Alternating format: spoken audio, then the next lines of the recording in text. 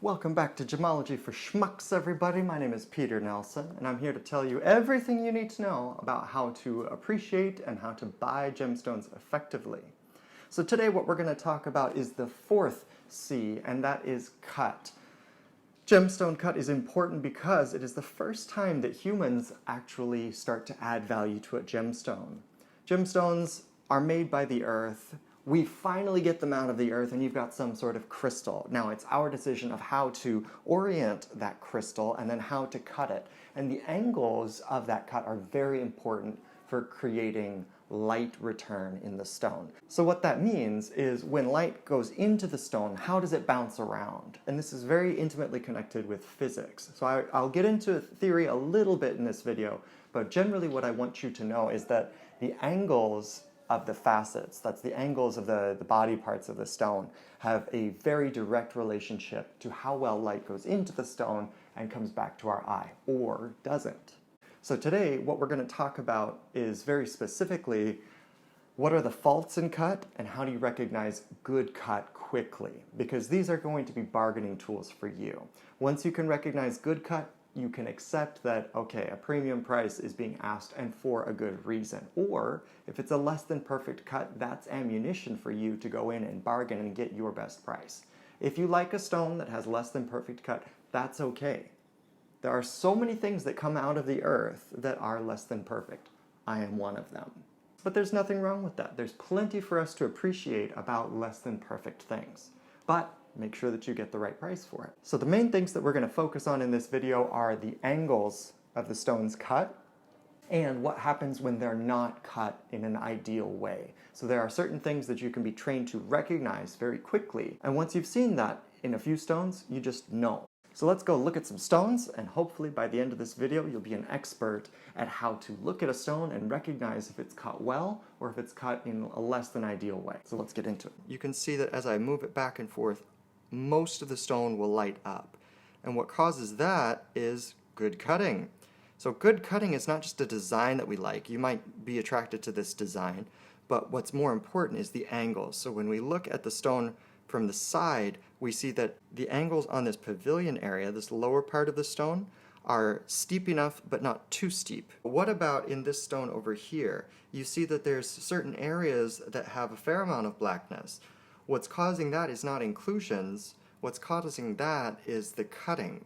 So this is something called extinction. When light goes into this stone, it bounces around, but it's not able to get back out of the stone. So it slows down too much to give us that bright color in all places.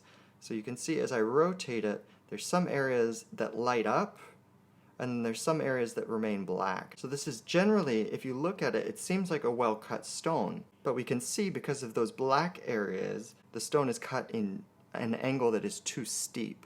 So when the angles are too steep, it leads to this black area that's called extinction, and that's just where light has slowed down too much. You can see that the angles on the right piece of kunzite are much steeper than the piece over here on the left.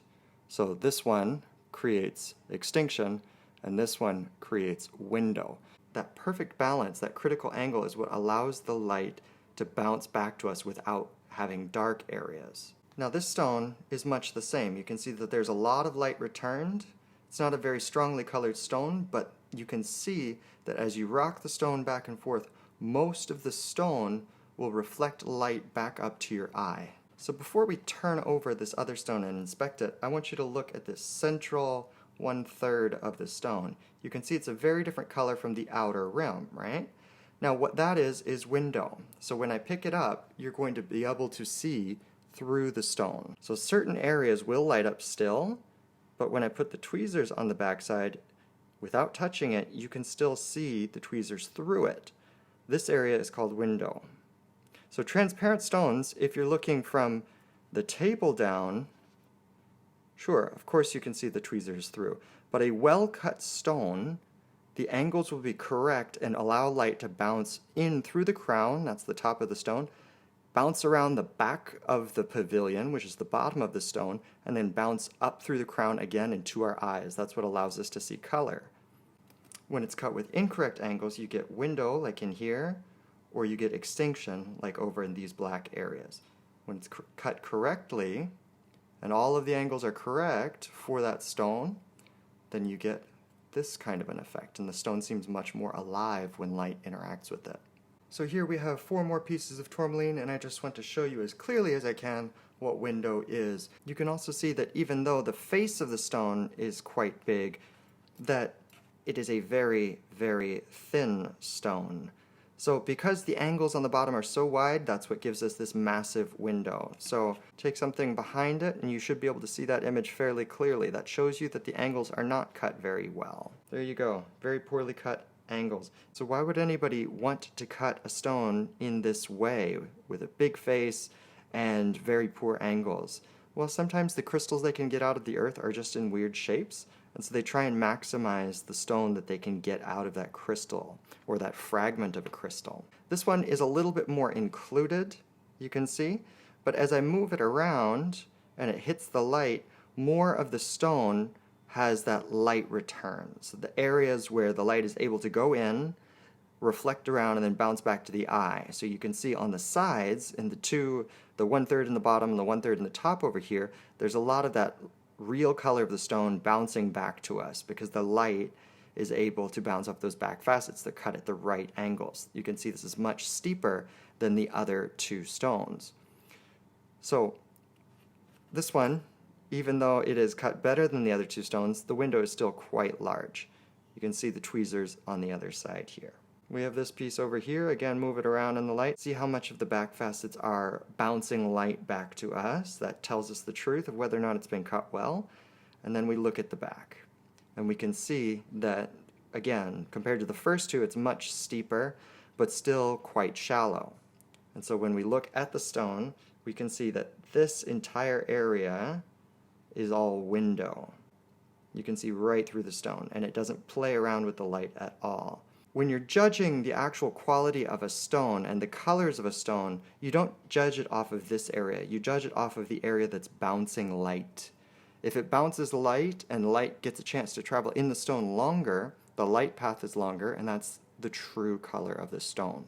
So what you're looking for with quality cutting is that when the light goes into the stone, the angles are just right so that the light bounces off the back facets and then comes back up out of the top of the stone to your eye. So what that's going to do is a few things. It's going to absorb certain colors of light, and it's going to release certain colors of light back to your eye.